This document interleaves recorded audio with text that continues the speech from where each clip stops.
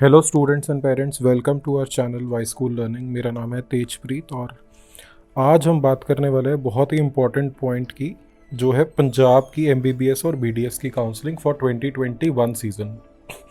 तो काफ़ी टाइम से बहुत सारे बच्चे बात कर रहे थे, पूछ रहे थे, क्वेश्चंस कर रहे थे, उनको क्यूरियोसिटी थी कि कब काउंसलिंग ओपन होने वाली है। तो फाइनली काउंसलिंग अब स्टार्ट हो गई है और इन्फॉर्मेशन ब्रोशर जो है वो रिलीज़ हो गया है। इस वीडियो में मैं ये नहीं डिस्कस करने वाला हूँ बच्चों कि हमें फॉर्म कैसे फिल करना है, उसके लिए हम एक सेपरेट वीडियो बनाएंगे। लेकिन इन्फॉर्मेशन ब्रोशर में जो जो इम्पोर्टेंट पॉइंट्स हैं जो आपको पता होने चाहिए, आज हम वो डिस्कस करने वाले हैं इस वीडियो के द्वारा। तो जिनको बेसिक काउंसलिंग का आइडिया नहीं है कि मेडिकल में एडमिशन्स कैसे होती हैं, जिनके पेरेंट्स इस बैकग्राउंड से नहीं हैं, उनके लिए तो ये वीडियो बहुत रेलेवेंट है। थोड़ी लंबी होने वाली है, it is going to be a slightly lengthy video, but I would request कि आप प्लीज़ इसको एंड तक देखें, बिकॉज छोटे छोटे बहुत सारे इंपॉर्टेंट पॉइंट्स हैं जिनका बच्चा पहले कर चुका है, मेडिकल में एडमिशन ले चुका है, या जिनको इस प्रोसेस के बारे में नॉलेज है, वो इसको स्किप भी कर सकते हैं। जो इंपॉर्टेंट छोटे छोटे पॉइंट्स हैं उनके लिए हम इसमें से छोटे छोटे स्निपेट्स बना के भी अपने इसी चैनल पे डाल देंगे। बट जिसको इस प्रोसेस को डिटेल में समझना है, उसके लिए this is going to be an important video. And again I am saying, थोड़ी सी लेंदी वीडियो हो सकती है ये वाली, ठीक है। तो ये इन्फॉर्मेशन ब्रोशर है बच्चों, मैंने पहले ही सारा रीड करके हाईलाइट कर लिया, otherwise this is a 75+ pages brochure, बहुत टाइम लग जाता। तो फटाफट हम इंपॉर्टेंट चीज़ों को देखेंगे। इस साल की एडमिशन का है बच्चों 2021 का जो ब्रोशर रिलीज़ हुआ है एमबीबीएस और बीडीएस एडमिशन्स के लिए, बाबा फरीद यूनिवर्सिटी ने इसको रिलीज़ किया है बच्चों। तो सबसे पहले जो इम्पोर्टेंट पॉइंट देखने वाला है वो है इम्पॉर्टेंट डेट्स कौन सी डेट्स हैं। तो जैसे कि आपको पता है 18th को ये ब्रोशर आया था, हमने ग्रुप पे मैसेजेस भी डाल दिए थे, अपने टेलीग्राम ग्रुप्स पे भी और अपने व्हाट्सएप ग्रुप्स पे भी बच्चों के साथ। और जो लास्ट डेट है वो है 28th ऑफ नवंबर है लास्ट डेट। जो फीस है वो 5000 plus 18% GST for general category students, और एससी कैटेगरी स्टूडेंट्स के लिए 2500 प्लस 18% जीएसटी आपकी फीस लगेगी। जो स्पोर्ट्स कैटेगरी वाले बच्चे हैं उनको पर्सनली विजिट करना है और अपना जो स्पोर्ट्स ग्रेडेशन सर्टिफिकेट है वो साथ में लेके जाना है। कौन सी डेट है? 29 को शाम को 5 बजे तक। तो उनकी ऑनलाइन एप्लीकेशन सबमिट नहीं होगी, जो ऑनलाइन सबमिट हुई है उसके बाद उनको उसका प्रिंट आउट निकाल के हार्ड कॉपी इन पर्सन जाके वहाँ पे सबमिट करके आना पड़ेगा, और उसके साथ अपना स्पोर्ट्स ग्रेडेशन सर्टिफिकेट भी दे के आना पड़ेगा। तो इस चीज़ को स्पोर्ट्स कैटेगरी वाले बच्चे ध्यान में रखें। अब काउंसलिंग प्रोसेस क्या है बच्चों, ये वाला जो टाइम है 18 से 28, ये वाले जो 10 to 11 डेज़ का टाइम आपको मिला है, ये इसके लिए मिला है कि आपने अपनी रजिस्ट्रेशन करनी है। कुछ बच्चे ये क्वेश्चन पूछ रहे हैं मेरे को कि सर रजिस्ट्रेशन जो हमारी नीट वाली है सेम चलेगी? नहीं बच्चों, ये नीट वाली रजिस्ट्रेशन नहीं चलने वाली है। This is going to be new registration, ये नई रजिस्ट्रेशन होने वाली है आपकी, ठीक है। चॉइस फिलिंग अभी नहीं होने वाली है, चॉइस फिलिंग बाद में होने वाली है। सबसे पहले आप लोग सबमिट करेंगे, उसके बाद डॉक्यूमेंट वेरिफिकेशन होगा। जनरल कैटेगरी के बच्चों का कोई डॉक्यूमेंट वेरिफिकेशन नहीं है, राइट। किन किन का डॉक्यूमेंट वेरिफिकेशन है वो यहाँ पे सारा का सारा मेंशन्ड है, किन किन का है। So terrorist right affected, armed forces personnel, defence personnel, police personnel, ठीक है ना। जो मिनॉरिटी वाले स्टूडेंट्स हैं उनका है, और कौन सी डेट्स हैं वो सारा का सारा स्केड्यूल इस पेज पे बच्चों मेंशन्ड है। इंपॉर्टेंट डेट्स ये प्रोस्पेक्टस में 3rd पेज है बच्चों, प्रोस्पेक्टस का 3rd पेज है। इंपॉर्टेंट चीज़ जो पिछली बार से चेंज है वो ये कि लास्ट टाइम जो मिनॉरिटी वाले स्टूडेंट्स थे, सिख मिनॉरिटी और क्रिश्चियन मिनॉरिटी, बिकॉज एसजीआरडी जो कॉलेज है वो सिख मिनॉरिटी का कॉलेज है, एंड सीएमसी और सीडीसी जो है वो क्रिश्चियन मिनॉरिटी के कॉलेजेस हैं। इनको लास्ट टाइम बाबा फरीद यूनिवर्सिटी जाना पड़ रहा था फॉर देयर वेरिफिकेशन। आप लोग लास्ट टाइम जो बच्चे गए थे, क्योंकि ड्रॉपर स्टूडेंट्स भी देख रहे हैं तो कंफ्यूज नहीं होना, इस बार स्पेसिफिकली मेंशन किया गया है कि सिख मिनॉरिटी वालों ने एसजीआरडी अमृतसर जाना है और क्रिश्चियन मिनॉरिटी वालों ने सीएमसी लुधियाना आना है। और कब जाना है? 30 नवंबर से 2 दिसंबर के बीच में आपने जाना है। तो ये एक इम्पॉर्टेंट पॉइंट है जो आपको नोट करना है, राइट। 3rd की जो डेट है, ये जहाँ पे मैंने टिक कर रखा है पॉइंट नंबर 7, जो पंजाब की मेरिट लिस्ट है, जो बहुत सारे लोगों का क्वेश्चन है कि सर पंजाब की मेरिट लिस्ट कब आएगी, उसकी डेट 3 दिसंबर लिखी गई है। तो 3 दिसंबर को आपको आपके स्टेट रैंक्स पता चल जाएंगे, अगर यही स्केड्यूल फॉलो होता है, फर्दर कोई चेंजेस नहीं आते हैं तो। और जो काउंसलिंग स्टार्ट होगी बच्चों, उसका अभी तक स्केड्यूल नहीं आया है। जैसे आप यहाँ पे देख सकते हो, ग्रीन में मैंने हाईलाइट किया हुआ है, the schedule for first and subsequent rounds of online counselling shall be displayed on the university website. वो अभी डिस्प्ले नहीं किया गया है, अभी आने वाला है, राइट। एनआरआई स्टूडेंट्स जो हैं वो 7th तक अपना फॉर्म सबमिट कर सकते हैं, physical application form. NRI quota का एक सेपरेट फॉर्म रहता है। जो डॉक्यूमेंट्स कंपलसरीली अपलोड करने हैं वो है +2 की डीएमसी, पंजाब का बोनाफाइड रेजिडेंट सर्टिफिकेट। ये बहुत इंपॉर्टेंट है कि आप पंजाब को बिलोंग करते हैं, बिकॉज पंजाब जो है वो एक क्लोज्ड स्टेट है। क्लोज्ड स्टेट है। ओपन और क्लोज स्टेट क्या होता है ये हम ऑलरेडी डिस्कस कर चुके हैं, आप इसी चैनल पे हमारी पुरानी वीडियो में से चेक भी कर सकते हो। बिकॉज पंजाब क्लोज स्टेट है, पंजाब की सभी सीट्स पे सिर्फ पंजाब के स्टूडेंट्स ही पार्टिसिपेट कर सकते हैं फॉर MBBS, राइट। तो आपको पंजाब का बोनाफाइड सर्टिफिकेट देना बहुत ज़रूरी है। कौन से सर्टिफिकेट्स लगते हैं इसी वीडियो में हम आगे डिस्कस करने वाले हैं। आगे चलते हैं बच्चों, इसी की कंटिन्यूटी में, क्लोज स्टेट की कंटिन्यूटी में ये वाला पॉइंट है कि जो पंजाब के बोनाफाइड रेजिडेंट्स नहीं हैं उनको सेकेंड राउंड ऑफ काउंसलिंग में पंजाब के बच्चों की सीट एग्जॉस्ट होने के बाद कंसिडर किया जाएगा, लेकिन सिर्फ BDS कोर्स के लिए, ओनली फॉर BDS कोर्स। तो BDS में अगर आपको सीट चाहिए तो आप आउटसाइड पंजाब स्टूडेंट भी पार्टिसिपेट कर सकते हैं, राइट। बट तभी आपको सीट मिलेगी जब पंजाब वाले बच्चों को एग्जॉस्ट कर दिया जाता है। इसलिए किया जाता है बिकॉज BDS में कुछ सीट्स खाली रह जाती हैं, है ना। और BDS में भी अगर आपको सीट की कोई भी इशू है, कुछ भी कंसर्न आ रहा है, आपको लगता है कि जी हमें सर मिलेगी नहीं मिलेगी, तो आप कंसल्ट कर सकते हैं। जो भी नीट क्वालिफाइड स्टूडेंट्स हैं, यानी जनरल कैटेगरी में 148 प्लस मार्क्स वाले जितने भी बच्चे हैं, उन सबको BDS में सीट मिल जाएगी, आई कैन एश्योर यू, ठीक है। आगे चलते हैं बच्चों। सिर्फ जो इंपॉर्टेंट पॉइंट्स हैं वही मैंने आपसे डिस्कस करने हैं, अदरवाइज ये बहुत ही ज़्यादा लेंथी वीडियो हो जाएगा। तो एक बहुत लोगों का क्वेश्चन आ रहा है कि आप अगर पुराने साल की मेरिट लिस्ट देखोगे या अलॉटमेंट लिस्ट देखोगे, वहाँ पे RA लिखा हुआ है। तो RA को बहुत सारे लोग रूरल एरिया से कंफ्यूज कर रहे हैं। तो RA का मतलब रूरल एरिया नहीं है बच्चों, RA का मतलब है सिख रॉयट अफेक्टेड। तो आपने ये नहीं सोचना कि अगर आपका घर रूरल एरिया में आता है तो आपके लिए कुछ रिजर्वेशन है, ऐसा कुछ नहीं है बच्चों। अब हम पार्ट A ऑफ ब्रोशर देखते हैं। पार्ट A ऑफ ब्रोशर में जो इंपॉर्टेंट पॉइंट्स हैं, आप यहाँ पे अगर देखोगे तो पॉइंट नंबर 9 है कि जो डिस्ट्रीब्यूशन ऑफ सीट्स होंगी वो बताई जाएंगी। कब बताई जाएंगी? Seat matrix shall be available on the at the time of filling of choices counselling. तो ऑनलाइन काउंसलिंग जब 7 दिसंबर के बाद स्टार्ट होने वाली है, उसके अराउंड सीट मैट्रिक्स आएगा। तो ये इसलिए इंपॉर्टेंट है, मैंने इसलिए हाईलाइट किया बिकॉज बहुत सारे बच्चों के मैसेजेस और फोन्स आ रहे हैं कि सर मोहाली वाले कॉलेज का कहीं मेंशन नहीं है। तो मोहाली वाला कॉलेज इसीलिए अभी मेंशन नहीं है बिकॉज अभी सीट मैट्रिक्स रिलीज नहीं हुआ है। Once the seat matrix is out तो मोहाली वाला कॉलेज डेफिनेटली आना चाहिए बिकॉज 100 सीट्स का अप्रूवल मोहाली वाला जो मेडिकल कॉलेज है उसका आ चुका है। And it is a government college, it is not a private college. उसकी सभी सीट्स गवर्नमेंट कैटेगरी की होंगी, उसमें सेमी गवर्नमेंट या मैनेजमेंट कोटा की सीट्स नहीं होने वाली हैं बच्चों, ठीक। नेक्स्ट ये पॉइंट है बच्चों जो इंपॉर्टेंट है, जो भी आपको सीट मिलती है वो प्रोविजनल होती है और आपका जो फीस पे करनी है, आपने ओरिजिनल डॉक्यूमेंट्स अपने सबमिट करने हैं, वेरीफाई करवाने हैं, जो भी कॉलेज आपको अलॉट हो उनके प्रिंसिपल से, और आपका मेडिकल होना है, उसके बाद ही आपकी सीट कंफर्म होती है।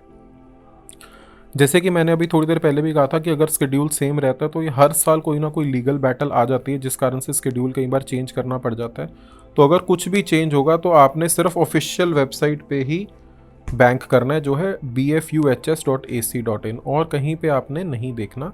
यहीं से आपको एक्चुअल अपडेटेड इन्फॉर्मेशन मिलेगी। जो फीस है हम डिस्कस कर चुके हैं, 5000 प्लस GST 5900 बन जाती है और 2950 बन जाती है SC कैटेगरी स्टूडेंट्स। पहले एक्सक्लूडिंग GST था, अब यहाँ इंक्लूडिंग है, तो ये वाले अमाउंट्स आपको लगेंगे। इसके अलावा हो सकता है आपके थोड़े से बैंक चार्जेस भी लगें, 15-20 रुपये बैंक टू बैंक वेरी कर सकता है बच्चों। और जो ये रजिस्ट्रेशन फ़ीस है 5000 की, ये किसी भी हालत में रिफ़ंड नहीं होगी, एडजस्ट नहीं होगी। ये वन टाइम फ़ीस है, and this is a non refundable fees. आपने इसको सिक्योरिटी अमाउंट से कंफ्यूज नहीं करना, या जो आपने कॉलेज की फ़ीस पे की है उससे कंफ्यूज नहीं करना। That is different fees, this is registration. ये आपने काउंसलिंग में जो पार्टिसिपेट करना है उसकी फ़ीस है, जो कि नॉन रिफंडेबल है या नॉन एडजस्टेबल है। ठीक है ना। नेक्स्ट चलते हैं बच्चों। यहाँ पे कुछ एनेक्स्चर्स दे रखे हैं, पेज 45 और 67 वाले जो एनेक्स्चर्स हैं हम आगे जाके डिस्कस भी करेंगे। वो है कंपलसरी फॉर ऑल कैंडिडेट्स, जितने भी बच्चे अप्लाई कर रहे हैं उनको ये 2 एनेक्स्चर्स वाले जो सर्टिफिकेट्स हैं उनको तो लेके रखना ही रखना है बच्चों। ठीक है,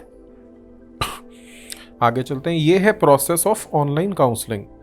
तो जैसे हम पहले भी बता रहे थे, सबसे पहले आपने क्या करना है, आपकी रजिस्ट्रेशन होगी जो कि फ्रेश रजिस्ट्रेशन होगी, न्यू रजिस्ट्रेशन होगी। उसके बाद आप फीस डिपॉजिट करेंगे। इसके बाद जिन कैटेगरीज के स्टूडेंट्स को बोला गया उनकी डॉक्यूमेंट वेरिफिकेशन होगी, किसी की बाबा फरीद यूनिवर्सिटी में, किसी की SGRD में, किसी की CMC में। आपको मेंशन्ड है कि आपने कहाँ जाना है अपनी रिस्पेक्टिव कैटेगरी के हिसाब से। फिर मेरिट लिस्ट आएगी जिसकी डेट 3 दिसंबर बताई जा रही है। उसके बाद फिर ऑनलाइन चॉइस फिलिंग स्टार्ट होगी। फिर प्रोविजनल सीट अलॉटमेंट होने वाली है बच्चों। उसके बाद आप जो है वो फीस पे करेंगे। फिर आप रिपोर्ट करेंगे कॉलेज में, अपने ओरिजिनल डॉक्यूमेंट्स लेके जाएंगे, मेडिकल एग्जामिनेशन होगा, और अगर आपकी सभी की सभी ज्वाइनिंग फॉर्मेलिटीज़ कंप्लीट हो जाती हैं then you will be allowed to join. First round में भी ऐसा ही होगा, सेकेंड राउंड में भी ऐसा होगा। फर्स्ट एंड सेकेंड राउंड में क्या डिफरेंस है, जैसे फर्स्ट राउंड में फ्री एग्जिट है, सेकेंड में कंपलसरी ज्वाइनिंग है, वो हम आगे इसी वीडियो के एंड में डिस्कस करने वाले हैं बच्चों, तो आप वेट करते रहिए। नेक्स्ट आ गया submission of online application form. तो आपके जो एप्लीकेशन फॉर्म है वो ऑनलाइन ही सबमिट होने वाले हैं। सिर्फ NRI कैटेगरी के स्टूडेंट्स, स्पोर्ट्स कैटेगरी के स्टूडेंट्स जिनको स्पेसिफिकली कहा गया है कि आपको फिजिकल कॉपी डिपॉजिट करानी है, बाकी सबके फॉर्म्स ऑनलाइन ही डिपॉजिट होने वाले हैं। और आपको क्या क्या चीज़ें चाहिए, आपकी फ़ोटोग्राफ चाहिए, सिग्नेचर चाहिए। तो फ़ोटोग्राफ आप जहाँ से क्लिक करवाएंगे वहीं से सॉफ्ट कॉपी ले लीजिए। कई बार क्या होता है कि हम लोग फ़ोटो लेके उसको स्कैन करते हैं तो क्वालिटी ठीक नहीं आती है, मोबाइल से फ़ोटो खींच लेते हैं, क्लियरली देखा नहीं जाता। फ़ोटोग्राफ की क्या क्या इंस्ट्रक्शंस हैं वो यहाँ पे सारी मेंशन है। 35x44 mm की होनी चाहिए, 30 KB का साइज़ होना चाहिए, वाइट या लाइट बैकग्राउंड में होनी चाहिए। आपने डेट मेंशन करनी है, बच्चे का नाम और डेट जो है वो बॉटम ऑफ द फोटोग्राफ होना चाहिए। तो ये जो फोटोग्राफ लेंगे वही नीचे एक बॉक्स बना के एडिट कर सकते हैं। कैप नहीं डाली होनी चाहिए, शेड्स नहीं डाली होनी चाहिए, साइड व्यू नहीं होना चाहिए, फुल फ्रंट व्यू होना चाहिए, शैडो नहीं पड़नी चाहिए। तो ये बेसिक कुछ चीज़ें हैं जो आप लोग यहाँ पे पढ़ सकते हो। अगर साइज़ बड़ा भी आ जाता है तो बड़े आराम से पेंट में जाके, जो पेंट एप्लीकेशन होती है सभी के लैपटॉप पे अवेलेबल रहती है, उसके ऊपर जाके आप इसको रीसाइज कर सकते हो। एस्पेक्ट रेशो चेंज मत होने देना, एस्पेक्ट रेशो मेंटेन रखना, आप आराम से इसको कर सकते हो। सिमिलरली जो साइन है वो आप एक सिंपल वाइट पेज पे सिग्नेचर करके उसको स्कैन करके उसको अपलोड कर सकते हो। जब आप ये सारी डिटेल्स फिल कर दोगे तो आपकी रजिस्ट्रेशन जब कंप्लीट होने वाली होगी तो यूनिवर्सिटी ऑटोमेटिकली एक यूनिक रजिस्ट्रेशन आईडी यानी कि लॉगिन आईडी और पासवर्ड आपके लिए जनरेट करेगी। तो जब आप फर्स्ट टाइम जा रहे हो तो वहाँ पे आप देख रहे होगे कि लॉगिन की ऑप्शन है। आपने नीट वाले क्रेडेंशियल से लॉगिन नहीं करना है, नीट वाले क्रेडेंशियल्स बच्चों नहीं चलने वाले हैं। आपने नीट वाले क्रेडेंशियल से लॉगिन नहीं करना, आप नया जनरेट करोगे। जो आप न्यू रजिस्ट्रेशन करोगे उसके बाद ऑटोमेटिकली जनरेट होगा और आपको आपके रजिस्टर्ड मोबाइल नंबर पे और ईमेल पे ये आ जाएगा। ठीक है, पासवर्ड आप खुद क्रिएट करने वाले होगे, रजिस्ट्रेशन नंबर आपको जनरेट करके दिया जाएगा और उससे ही आप BFUHS यानी कि बाबा फरीद यूनिवर्सिटी की वेबसाइट पे लॉगिन करने वाले हैं। जो फीस है वो ऑनलाइन ही जाएगी बच्चों, आपको ऑनलाइन ही पे करनी होगी फीस। आगे चलते हैं, काफ़ी डिटेल्ड है इसलिए टाइम लग रहा है, मैंने पहले भी बोला था, बट ये इंपॉर्टेंट है, छोटी छोटी चीज़ें समझने वाली। ठीक है, डॉक्यूमेंट वेरिफिकेशन का शेड्यूल हम ऑलरेडी डिस्कस कर चुके हैं, प्रोविजनल मेरिट लिस्ट हम ऑलरेडी डिस्कस कर चुके हैं। इसके बाद आपकी चॉइस फिलिंग स्टार्ट हो जाएगी। चॉइस फिलिंग जब स्टार्ट हो जाएगी उसके बाद जब आपको सीट अलॉट हो जाएगी उसके बाद आपने फिजिकली रिपोर्ट करना होगा जाके अलॉटेड इंस्टीट्यूट में। नीट के मेरिट पे होगी, आप यहाँ पे देख सकते हो कि seat allotment will be on the basis of NEET merit and in order of preferences given by the candidate. ये बहुत इंपॉर्टेंट है जो ग्रीन में यहाँ पे हाईलाइटेड है। कहीं भी अगर आपको कोई फ़ोन करता है कि हम आपको आउट ऑफ मेरिट सीट दिलवा देंगे, तो आपको सीट नहीं मिलने वाली है out of merit, specially MBBS। BDS के केस में फिर भी पॉसिबिलिटी हो जाती है, बिकॉज BDS में सीट्स वेकेंट रह जाती हैं एंड में आके, बट नीट के मेरिट पे ही सीट मिलने वाली है आपकी रिस्पेक्टिव कैटेगरी में, और उसी ऑर्डर में जिस ऑर्डर में आपने प्रेफरेंसेस दी हैं। और बच्चे कई बार ये सोचते हैं कि सर हमने जो है हमारे रैंक पे गवर्नमेंट सीट खाली थी बट हमें मैनेजमेंट सीट मिल गई। अब वो आपने अगर चॉइस फिलिंग में मैनेजमेंट सीट ऊपर फिल की है तो ऑब्वियसली आपको वही पहले मिलेगी, है ना। तो हमने चॉइस फिलिंग में ध्यान रखना है। और एक ही कॉलेज की जो 2 कैटेगरी की सीट है, मान लो जैसे DMC का एग्जांपल लेते हैं, तो DMC में सेमी गवर्नमेंट सीट भी है और मैनेजमेंट सीट भी है, तो आप दोनों सीटें अलग अलग भर सकते हो। आपको सीट की कैटेगरी भी पूछा जाता है जब आप फिल करोगे चॉइसेस में, तो सीट की कैटेगरी भी फिल की जाएगी। कोर्स पूछा जाएगा कि MBBS आप कर रहे हो या BDS कर रहे हो, कॉलेज का नाम पूछा जाएगा, कौन सी कैटेगरी कौन सा कोटा, ये सारी डिटेल्स आपसे पूछी जाएंगी। तो आप एक ही कॉलेज की 2 सीट्स के लिए भी अप्लाई कर सकते हो, और जिस ऑर्डर में आप चाहते हो उस ऑर्डर में आप अप्लाई करो। कोई लिमिट नहीं है नंबर ऑफ चॉइसेस की, आप कितनी भी चॉइसेस इसमें फिल कर सकते हो बच्चों। जब आपको सीट अलॉट हो जाती है, आपने डाउनलोड करनी है provisional allotment letter, tuition fees deposit करनी है और रिपोर्ट करना है कॉलेज में सभी ओरिजिनल डॉक्यूमेंट्स के साथ चेकिंग के लिए। अगर कोई बच्चा इस प्रोसेस को फॉलो नहीं करता, ये अगेन बहुत ही इंपॉर्टेंट पॉइंट है।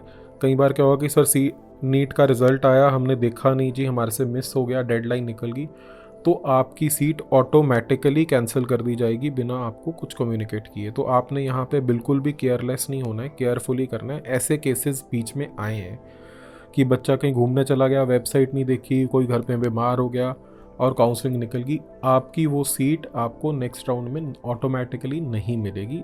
That seat would be cancelled automatically, ठीक है ना। और नेक्स्ट राउंड में अगर आपको सीट मिल रही होगी तो डेफिनेटली मिल जाएगी वो या उससे बेटर, बट ये वाली सीट पे आपका कोई हक नहीं रहेगा। आपको जो भी सीट अलॉट हो जाती है, अगर आप सेटिस्फाइड हैं तो आप फर्दर राउंड में पार्टिसिपेट ना करें, कोई प्रॉब्लम नहीं है। और अगर आपको है कि आपने अपनी सीट अपग्रेड करनी है, चेंज करनी है, तो आपको फर्दर राउंड्स में पार्टिसिपेट करना पड़ेगा और आपको दोबारा से अपनी चॉइसेस फिल करनी पड़ेंगी जब आपको बताया जाता है, ठीक है। इसमें क्या है फिर इम्पोर्टेंट ध्यान रखने वाली बात, ये भी बहुत सारे लोग क्वेश्चन पूछते हैं कि अगर आपकी सीट अपग्रेड होती है या चेंज होती है नेक्स्ट राउंड में, अगर आपने फर्स्ट के बाद सेकेंड राउंड में पार्टिसिपेट किया, तो आपने जो पहले फीस डिपॉजिट की थी वही फीस आपकी एडजस्ट हो जाएगी, आपको सिर्फ डिफरेंस अमाउंट पे करना पड़ेगा अगर आपकी फ़ीस चेंज हो रही है। तो आपको ऐसा नहीं है कि दोबारा से पे करना पड़ेगा, राइट। एक और पॉइंट जो इसी से रिलेटेड बड़ा इंपॉर्टेंट है, यहाँ हाईलाइटेड नहीं है बट मैं बता देता हूँ कि जब आपकी सीट, अगर आपकी सीट अपग्रेड होगी तो पिछली सीट ऑटोमेटिकली कैंसिल होकर किसी और बच्चे को मिल जाएगी। ऐसा नहीं है कि आपके पास एक टाइम पे 2 सीट्स होंगी, आप दोनों ले सकते हैं।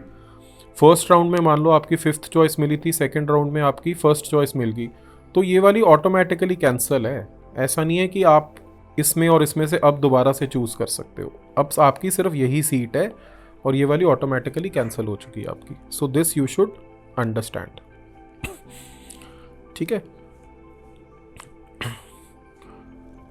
ये हैं बच्चों सारी की सारी कैटेगरीज।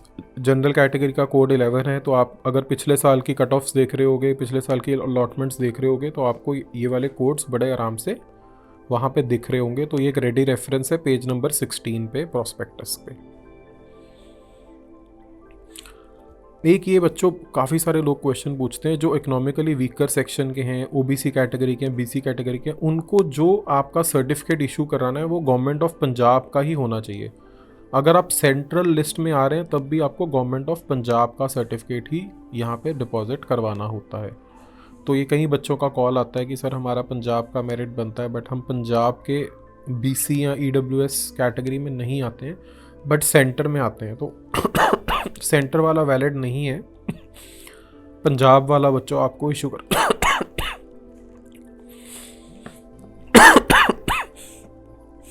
यहाँ पे पेज 18 ऑनवर्ड्स बच्चों काफ़ी डिटेल में दिया हुआ है कि ऑनलाइन एप्लीकेशन फॉर्म कैसे सबमिट करना है, तो आप लोग इसको रेफ़र कर सकते हैं। हम एक सेपरेट वीडियो भी बनाएंगे जिसमें कि फॉर्म कैसे फिल करना है उसके ऊपर आप सब लोगों के लिए, ठीक है ना। बट आप यहाँ पे रेफ़र कर सकते हैं अगर आपको कुछ भी कन्फ्यूजन होती है तो उसके लिए। यहाँ पे डेमोन्स्ट्रेशन भी दे रखा है पेज नंबर 19 ऑनवर्ड्स, तो इसको भी आप रेफ़र कर सकते हैं, काफ़ी डिटेल में यहाँ पे मेंशन है बच्चों। ठीक है, तो this brings us to end of part A. अब हम चलते हैं पार्ट बी की तरफ। कुछ भी क्वेश्चन क्वेरी हो तो आप लोग कमेंट कर सकते हैं, वी विल रिवर्ट बैक। कुछ समय में काफ़ी क्वेश्चन आने वाले हैं, जो कॉमन क्वेश्चंस आ चुके हैं बच्चों के वो हम ऑलरेडी इस वीडियो में आंसर कर रहे हैं। अगर फिर भी कुछ क्वेश्चन है तो please ask, we will be happy to help you.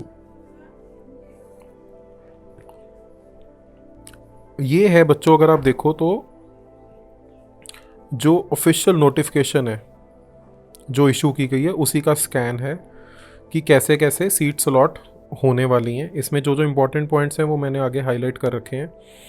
तो इम्पॉर्टेंट ये है कि जितने भी गवर्नमेंट इंस्टीट्यूशंस हैं उनकी 15% सीट्स ऑल इंडिया कोटा में जाने वाली हैं।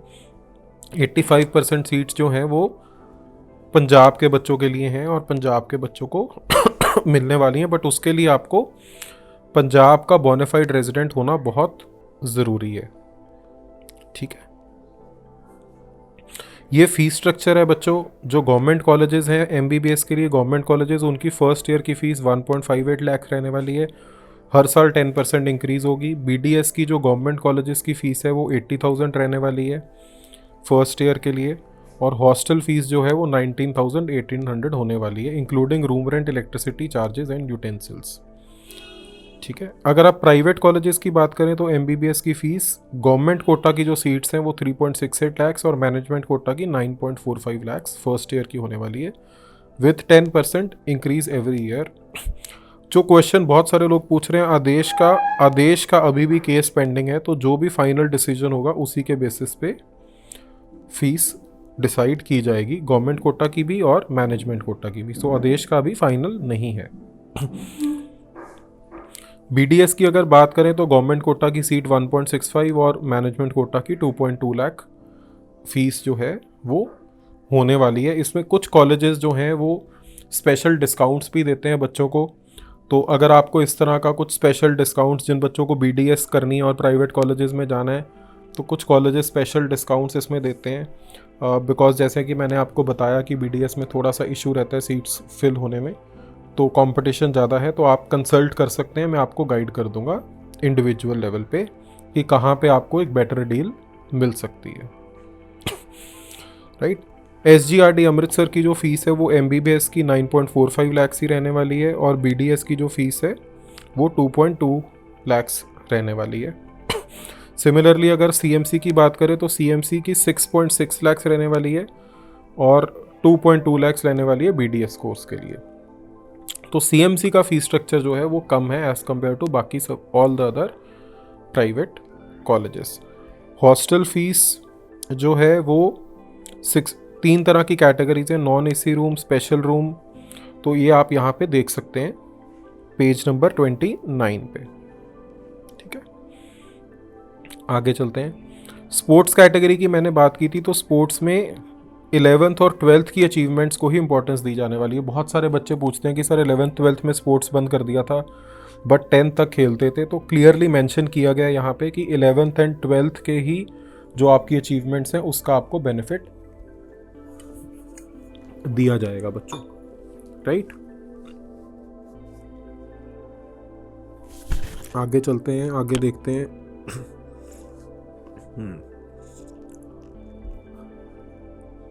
जो डिक्लेरेशन देनी है, डिक्लेरेशन, स्वॉन डिक्लेरेशन और एफिडेविट में फ़र्क रहता है। एफिडेविट होता है जो आप नोटराइज करवाते हैं, नॉर्मली 100 रुपीज़ के स्टैम्प पेपर पे बच्चे करवा रहे हैं, ये मेंशन नहीं है बट 100 रुपीज़ के स्टैम्प पेपर पे आप करवा सकते हो। या जो आपके नोटरी करते हैं उनको बेस्ट पता रहता है कि कितने अमाउंट का एफिडेविट चलेगा, तो आप उनसे पूछ सकते हैं। स्पेसिफिकली प्रोस्पेक्टस में कहीं मेंशन नहीं किया गया है। और जो स्वॉन डिक्लेरेशन रहती है, स्वॉन डिक्लेरेशन का मतलब होता है कि आप सिंपल A4 पे प्रिंट आउट निकाल लें और उस पर साइन कर दें, उस पर आपको कोई स्टैंप लगवाने की ज़रूरत नहीं है। तो जहाँ स्वॉन डिक्लेरेशन वर्ड मेंशनड है वहाँ आप सिंपल प्रिंट आउट निकाल सकते हैं, और जहाँ एफिडेविट वर्ड मेंशनड है वहाँ आपको नोटराइज करवाना पड़ेगा।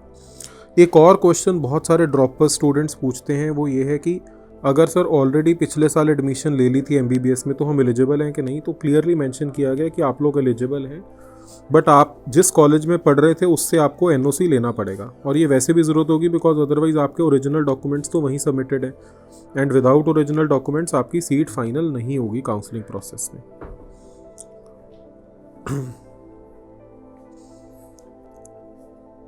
ये हम डिस्कस कर चुके हैं।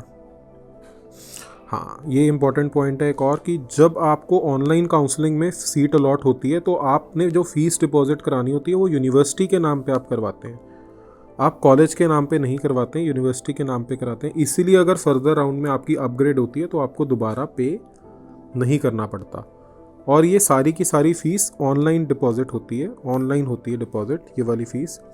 जो बच्चे फिजिकल राउंड में होंगे उनकी फ़ीस बैंक डिमांड ड्राफ्ट से ही होगी। तो जो फिजिकल काउंसलिंग जब लास्ट में राउंड आएगा तो आप डिमांड ड्राफ्ट लेके जाएंगे, उससे पहले आप ऑनलाइन सबमिशन करवाएंगे, ऑनलाइन ट्रांसफ़र करवा देंगे फ़ीस को। ठीक है। अब ये है बच्चों डोमिसाइल वाला, बट ये स्कैन है ओरिजिनल डॉक्यूमेंट का, इसी प्रोस्पेक्टस में आगे इसको प्रिंट करके दिया गया है, तो हम प्रिंट वाले से इसको डिस्कस करेंगे बिकॉज यहाँ पे ये क्लियरली विजिबल नहीं है, जैसे कि आप देख सकते हो। तो मैं इसको आगे ले जाता हूँ, चलते हैं।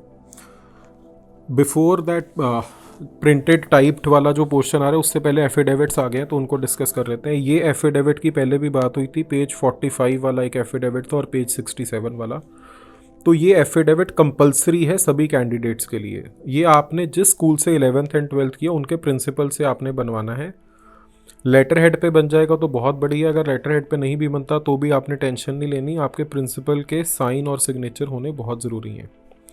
ठीक है। And this is not a proof of domicile. Domicile अगर आप स्कूल वाला प्रूफ करना चाहते हैं तो उसका एक अलग फॉर्मेट है, वो मैं डिस्कस करूँगा। ये आपके 11th एंड 12th के मार्क्स का फॉर्मेट है, तो ये आपने अपने अपने रिस्पेक्टिव स्कूल से बनवा ही लेना है, कंपलसरी है सभी बच्चों के लिए बच्चों। ठीक है। अब आ जाती हैं एग्जेम्पशंस। जो एग्जेम्पशंस हैं उनके ये हैं, एग्जेम्पशन की कैटेगरीज हम अभी डिस्कस करेंगे, बट आप अपनी अपनी कैटेगरी के हिसाब से सर्टिफिकेट बनवा सकते हैं। यहाँ पे सारे के सारे मेंशन्ड हैं। जो एससी स्टूडेंट्स हैं उनका ये सर्टिफिकेट है बच्चों, है ना। बीसी कैटेगरी का ये सर्टिफिकेट है, ये भी बीसी कैटेगरी का सर्टिफिकेट है, पेज 49 पे इंग्लिश में है ये फॉर्मेट। ये बैकवर्ड एरिया का सर्टिफिकेट है, ये बॉर्डर एरिया का सर्टिफिकेट है, डिसेबिलिटी का सर्टिफिकेट है ना। ये स्पोर्ट्स वालों का डिटेल्स आ गई बच्चों। ये टेररिस्ट एक्टिविटी वाले जो किल्ड थे उनके बच्चों का, ये उनके ग्रैंड चिल्ड्रन का। Similarly terrorist affected displaced person का आ गया। ये भी riots affected, riots affected, riots affected. आपने देख लेना है, कहीं ग्रैंड चिल्ड्रन है, कहीं चिल्ड्रन है, कहीं मतलब वो है जिनकी डेथ हुई है। ये दो किल्ड वाले हैं, ये हैं जो डिस्प्लेस्ड है, इफेक्टेड है। तो आपने अपनी कैटेगरी देख के वही सर्टिफिकेट वही फॉर्मेट में बच्चों बनाना है। यहाँ सारे के सारे मेंशन्ड हैं। Armed forces personal, police personal category 31 to 33, category 34 freedom fighters, है ना, जम्मू कश्मीर माइग्रेंट्स। तो सभी सर्टिफिकेट्स के फॉर्मेट्स दिए हुए हैं। EWS कैटेगरी का ये सर्टिफिकेट है, काफ़ी बच्चों को इसकी ज़रूरत होगी। जो ड्रॉपर्स हैं उनको self undertaking for gap in study, so this is again sworn declaration. आपको इसका कोई एफिडेविट नहीं बनाना, सिंपल A4 पेज पे प्रिंट आउट निकालना है और यहाँ पे साइन कर देना, यहाँ पे डिटेल्स अपनी फिल कर देनी है बच्चों। ठीक है। ये है ड्रॉपर्स वाले बच्चों के लिए, जो बच्चों ने ड्रॉप किया, सेकंड अटेम्प्ट लिया था, उनके लिए है बच्चों ये। अब जो मैं आपको कह रहा था बच्चों, ये टाइप फॉर्मेट में आ गया बोनाफाइड रेजिडेंट सर्टिफिकेट। तो जो रेजिडेंट्स आपने रेजिडेंसी प्रूफ करनी है, या डोमिसाइल वर्ड भी यूज़ कर लिया जाता है, उसके लिए क्या क्या क्राइटेरिया है, कौन से बच्चे एलिजिबल है। तो सबसे पहली कंडीशन तो ये कि आप इंडिया के सिटीज़न होने चाहिए, आप सिटीज़न होने चाहिए। और सेकंड, आपने ये एक एफिडेविट देना है, प्रोवाइड एन एफिडेविट, कि आपने किसी भी और स्टेट में रेजिडेंस का बेनिफिट नहीं लिया है। ठीक है ना। और कौन कौन साइन कर सकता है, executive magistrate, oath commissioner, notary.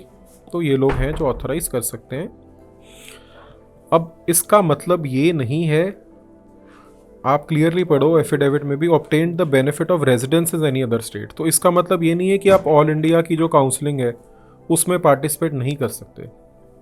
इसका मतलब ये भी नहीं है कि जो ओपन स्टेट्स हैं उनके जो प्राइवेट कॉलेज की मैनेजमेंट सीट्स हैं उसमें आप पार्टिसिपेट नहीं कर सकते। आप इन दोनों में पार्टिसिपेट कर सकते हैं, लेकिन आप किसी भी और स्टेट का, अगर आप पंजाब में डोमिसाइल का या रेजिडेंस का बेनिफिट लेना चाहते हैं तो आप किसी भी और स्टेट में रेजिडेंस का बेनिफिट नहीं ले सकते। अगर आप लेते हैं तो आपकी सीट्स कैंसिल हो सकती हैं। अभी हाल ही में कुछ ही दिन पहले 2 साल बाद 2019 बैच के 19 स्टूडेंट्स की सीट कैंसिल हुई हैं, जिन बच्चों ने मल्टीपल स्टेट्स में डोमिसाइल का बेनिफिट ले लिया था। तो अगर आप ऐसा कुछ करते हैं तो जब तक आपकी MBBS नहीं होती तब तक आप खतरे में ही हैं। तो ये सभी कैटेगरीज हैं बच्चों जिनमें एलिजिबल हैं। अलग अलग कैटेगरीज हैं, कैटेगरी 1 2 3 4 5 6, है ना। तो कौन कौन लोग एलिजिबल हैं आइए फटाफट देखते हैं। जिन बच्चों ने 5 साल की पढ़ाई पंजाब से की है या 2 साल की पढ़ाई जस्ट पेपर देने से पहले, यानी कि 11th और 12th की है, या फर्स्ट से लेकर 12th तक कोई भी 5 साल की पढ़ाई अगर पंजाब से की है तो आप एलिजिबल हैं। ये फर्स्ट क्राइटेरिया है। तो आपका इसका सर्टिफिकेट जो है वो अपने हेड मास्टर या प्रिंसिपल से देना पड़ेगा। कौन सा सर्टिफिकेट है मैं अभी आपको बताने वाला हूँ। अब ये बहुत इंपॉर्टेंट है कि फर्स्ट क्राइटेरिया यही है। कई बच्चे क्या कहते हैं कि सर जो सुविधा केंद्र से डोमिसाइल वाला सर्टिफिकेट बनेगा वो ज़्यादा वैलिड है, ये वाला कम वैलिड है। बट आप देखो कि सबसे फर्स्ट कैटेगरी ही ये वाली बताएगी है, तो सभी सर्टिफिकेट्स इक्वली वैलिड है। सेकंड पॉइंट है ऐसे लोगों के बच्चे जिनके पेरेंट्स पंजाब गवर्नमेंट एम्प्लॉयज़ हैं लास्ट 3 साल से, या सेंट्रल गवर्नमेंट एम्प्लॉयज़ हैं और पंजाब या चंडीगढ़ में पोस्टेड थे, या स्टेट गवर्नमेंट पंजाब गवर्नमेंट के एम्प्लॉयज़ हैं लेकिन आउटसाइड पंजाब पोस्टेड थे, इन सभी के बच्चे एलिजिबल हैं और इनको रिस्पेक्टिव हेड ऑफ डिपार्टमेंट से सर्टिफिकेट लेना पड़ता है। जिनके पेरेंट्स पेंशनर्स हैं पंजाब गवर्नमेंट पे, चाहे वो यहाँ के रहने वाले हैं चाहे बाहर के रहने वाले हैं, वो भी एलिजिबल हैं, उनको यहाँ से सर्टिफिकेट चाहिए। फॉर्मेट्स आगे सभी के आने वाले हैं, ठीक है ना। जिन लोगों के पास 5 साल या उससे पुरानी इमूवेबल प्रॉपर्टी है पंजाब में, वो भी लोग एलिजिबल है और उनका सर्टिफिकेट सुविधा केंद्र से आपको मिल जाएगा। और लास्ट है जिन बच्चों का बर्थ हुआ था। तो बच्चे जिसको सबसे फर्स्ट इंपॉर्टेंस देते हैं कि सर ये वैलिड है, शायद स्कूल वाला वैलिड नहीं है, वो एक्चुअली लास्ट पॉइंट है। यहाँ पे एक छोटा सा टाइपिंग एरर हुआ, ये पॉइंट नंबर 6 था, ये इसलिए मैंने रेक्टिफाई कर दिया बिकॉज आप जहाँ पे सर्टिफिकेट के फॉर्मेट्स देखेंगे ना बच्चों, वहाँ पे ये कैटेगरी 6 मेंशन किया होगा, तो आपको कन्फ्यूजन ना हो इसलिए मैंने यहाँ पे इसको रेक्टिफाई कर दिया। कोई भी एक वैलिड है, इनमें से कोई भी एक आपको चाहिए, आपको मल्टीपल नहीं चाहिए। तो अगर आपने सुविधा केंद्र में नहीं अभी तक अप्लाई किया और आपने +1 +2 पंजाब से की है, तो सबसे इजी और सबसे फास्ट आपको सर्टिफिकेट अपने स्कूल से मिल सकता है and it is equally valid. It is the first category which is eligible, ठीक है।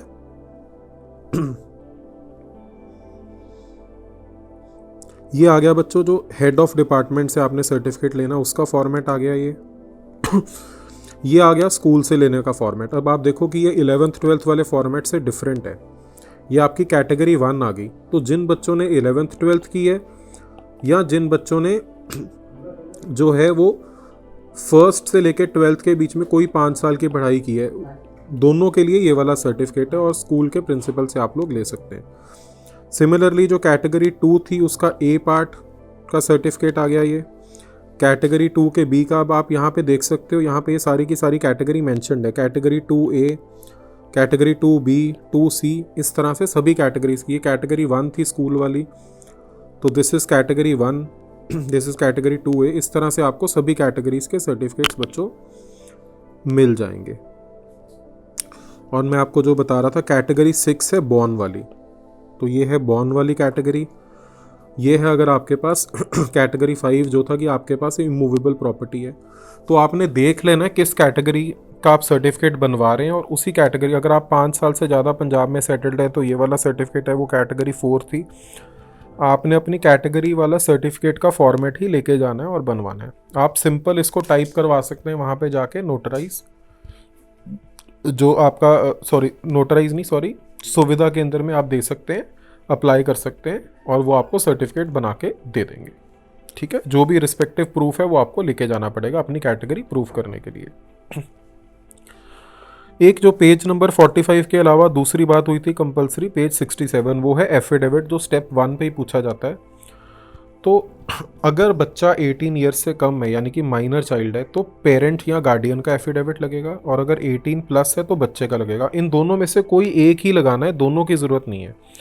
सो आइदर दिस और दिस, और है ये एंड नहीं है, आपने एक ही बनवाना है बच्चों। और जैसे मैंने आपको बताया था, प्रेफरेबली 100 रुपीज़ के स्टैम्प पे बनवा लो, या आप आपके जो स्टैम्प ड्यूटी वाले या नोटराइज वाले हैं उनको बता दो, उनको पता रहता है कि लेटेस्ट पंजाब गवर्नमेंट की क्या गाइडलाइंस हैं। बाबा फरीद यूनिवर्सिटी का जो प्रोस्पेक्टस है, इन्फॉर्मेशन ब्रोशर है, इसमें कुछ मेंशन नहीं है कि कितने अमाउंट का आपको चाहिए। ठीक है, we are coming towards the end, but last का छोटा सा एक पोर्शन रह गया जो कि अगेन इंपॉर्टेंट है, जिसके ऊपर बहुत सारे लोग क्वेश्चन पूछ रहे हैं और मैंने स्टार्टिंग में आपको बताया था कि हम डिस्कस करेंगे। वो ये है कि काउंसलिंग में first round, second round, third round, इसकी क्या इंपॉर्टेंस है ना। तो ये बहुत सारे लोग क्वेश्चन पूछते हैं, मैंने आपको प्रॉमिस किया था मैं वीडियो के एंड में बताऊंगा इस पर।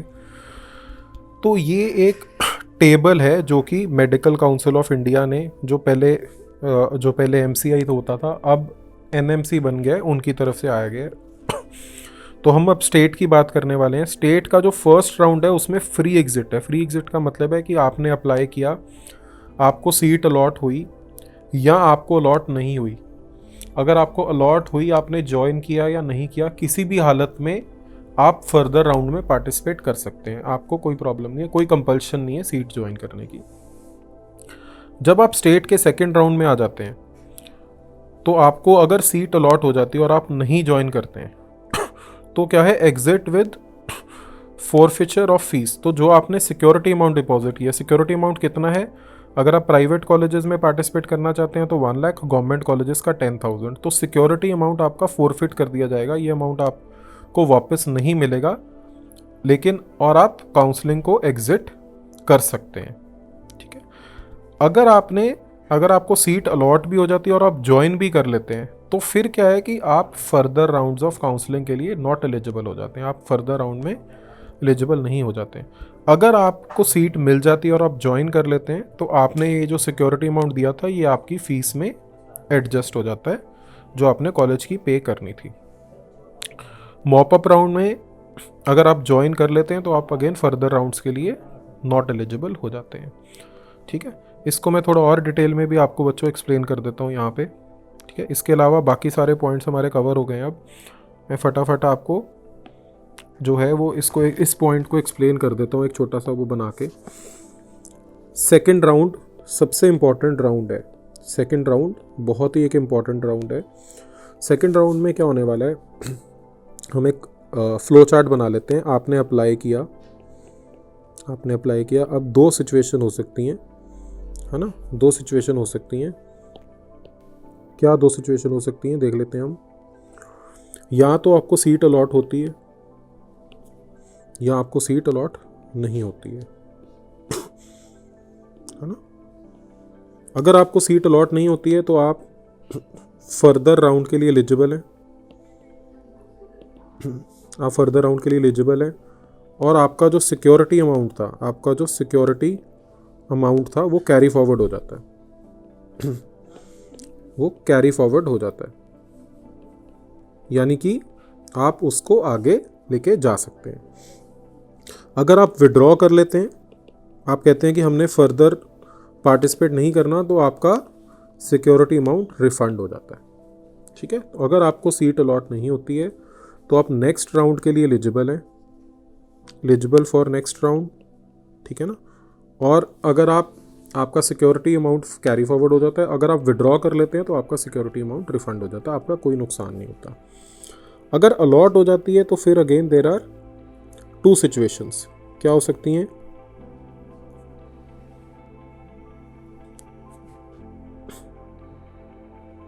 या तो आप ज्वाइन नहीं करते और या आप ज्वाइन कर लेते हैं। यही 2 सिचुएशन हो सकती है ना बच्चों। अगर आप ज्वाइन नहीं करते तो आपका सिक्योरिटी अमाउंट जो है वो फॉरफिट हो जाता है, यानी कि वो आप उस पैसे को लूज आउट कर जाते हैं, बट आप नेक्स्ट राउंड के लिए एलिजिबल हैं। आपको क्या करना पड़ेगा, दोबारा से सिक्योरिटी अमाउंट पे करना पड़ेगा।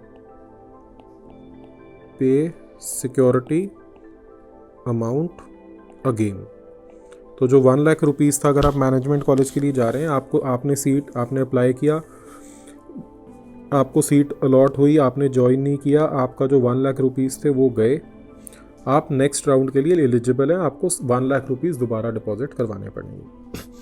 अगर आप ज्वाइन कर लेते हैं तो आपका जो अमाउंट है वो हो जाता है एडजस्ट, है ना। अब उसके बाद 2 सिचुएशन फिर फर्दर हो सकती हैं। क्या सिचुएशन हो सकती हैं? आप कंटिन्यू करते हैं तो बहुत बढ़िया है, कोई प्रॉब्लम ही नहीं है। अगर आप उसके बाद विड्रॉ कर देते हैं ज्वाइन करने के बाद, तो आपका जितनी भी आपने फ़ीस डिपॉजिट की है, जितनी भी आपने फ़ीस डिपॉजिट की थी, बिकॉज आप सिक्योरिटी के अलावा बाकी की फ़ीस भी डिपॉजिट कर चुके हो ना, पूरी की पूरी फ़ीस जितनी भी आपने डिपॉजिट की थी वो सारी की सारी फोरफिट हो जाती है, ठीक है, और आप नॉट एलिजिबल हो जाते हैं for further rounds of counselling. So second round के बाद अगर आपने ज्वाइन कर लिया तो आपकी फ़ीस एडजस्ट होगी अगर आप कंटिन्यू कर रहे हैं। अगर आप विड्रॉ कर देते हैं तो जितने भी 1 लाख सिक्योरिटी अमाउंट प्लस आपने बाकी जितनी भी फ़ीस डिपॉजिट करवाई थी वो सारी की सारी फ़ीस से भी आप हाथ धो बैठते हैं और आप फर्दर राउंड ऑफ काउंसलिंग के लिए भी एलिजिबल नहीं रहते हैं। सेम सिचुएशन रहती है बच्चों मॉप अप राउंड के लिए भी, बस फर्स्ट राउंड है जिसमें फ्री एग्जिट होता है। तो सेकेंड राउंड जो होता है वो बहुत ही इंपॉर्टेंट राउंड होता है। We need to be very careful with second round. हमारे को अपनी चॉइस फिलिंग बड़ी केयरफुली करनी है, वहीं आप अप्लाई करें जहां आप जाना चाहते हैं। फॉर एग्जाम्पल, अगर आप मान लो मैनेजमेंट सीट 9 लाख वाली नहीं लेना चाहते हैं तो आप प्लीज़ उसको अप्लाई मत करें, ठीक है ना। अगर आप नहीं लेना चाहते हैं सीट तो आप प्लीज़ उसमें अप्लाई मत करें। तो ये काफ़ी डिटेल्ड, काफ़ी लंबा वीडियो था बच्चों। आई होप कि आपको काफ़ी सारी क्वेश्चंस, काफ़ी सारी क्वेरीज आपकी क्लियर होंगी। अगर फिर भी कोई डाउट है तो आप हमारे से कंसल्ट कर सकते हैं, आप जो है वो कमेंट कर सकते हैं। जो जेनरिक क्वेरीज़ हैं बच्चों वो हम इसी चैनल पे इसी के थ्रू आंसर करते हैं। जो इंस्टीट्यूट के स्टूडेंट्स हैं उनके कुछ भी इंडिविजुअल डाउट्स हैं, पर्सनल काउंसलिंग भी चाहिए, वो हमारी टीम से कंसल्ट कर सकते हैं। और अगर कोई ऐसे स्टूडेंट्स हैं जो हमारे इंस्टीट्यूट के स्टूडेंट्स नहीं हैं लेकिन जनरल इन्फॉर्मेशन के अलावा भी वो पर्सनलाइज्ड काउंसलिंग भी चाहते हैं, तो हम जो अपने इंस्टीट्यूट के स्टूडेंट्स नहीं हैं उनके लिए भी ये सर्विस प्रोवाइड करते हैं एट अ कॉस्ट। आप हमारी टीम को कंसल्ट कर सकते हैं, आप मुझे कंसल्ट कर सकते हैं, वी विल गाइड यू, ठीक है। अब ये था पूरा डिटेल्ड इन्फॉर्मेशन ब्रोशर का, आप कह लो पूरा डिटेल्ड एनालिसिस। इसमें जो इंपॉर्टेंट छोटे छोटे पॉइंट्स हैं जिनकी क्वेरीज आ रही हैं उनकी छोटी छोटी वीडियोस भी मैं बना के शेयर कर दूंगा बच्चों, और कैसे अप्लाई करना है, कौन से डॉक्यूमेंट्स चाहिए, उसके ऊपर भी एक वीडियो मैं बना के आप लोगों से विद इन अ डे और 2 शेयर कर दूंगा, ठीक है। इन द मीन टाइम आप अपने डॉक्यूमेंट्स, आप अपने एफिडेविट्स, अपने सर्टिफिकेट सब कुछ रेडी करना शुरू कर लीजिए। 28 तक टाइम है, बहुत जल्दी करने की ज़रूरत नहीं है। आप 1 या 2 दिन लो, अपने सारे डॉक्यूमेंट्स तैयार करो और उसके बाद आप लोग अप्लाई कर देना, ठीक है। कुछ भी क्वेश्चन हो, क्वेरी हो, आप हमारे से कंसल्ट कर सकते हैं, right. Thank you so much students, parents.